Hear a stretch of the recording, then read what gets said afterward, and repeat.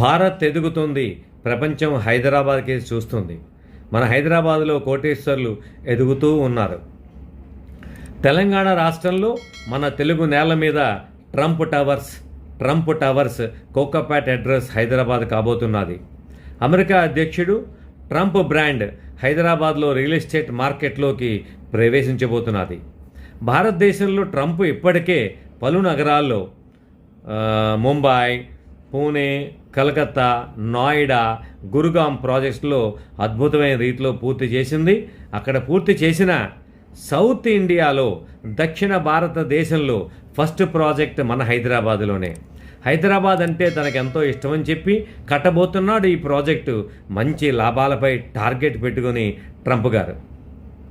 ఇది సౌత్ ఇండియాలోనే అత్యంత ఎత్తైన నిర్మాణం, హై రైజింగ్ అపార్ట్మెంట్ బిల్డింగ్.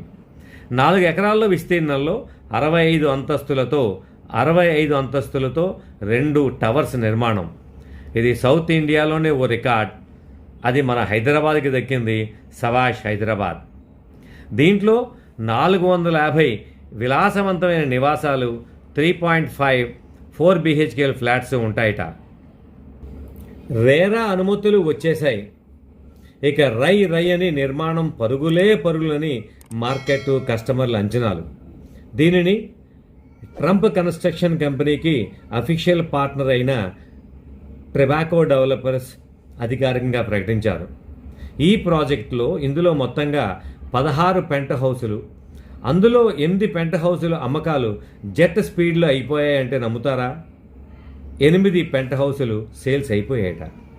ఇందులో వెరీ సర్ప్రైజింగ్లీ ఓ పెంట్ హౌస్ అత్యధికంగా 62 కోట్లు పలికిందని మార్కెట్ వర్గాలు మాటలు.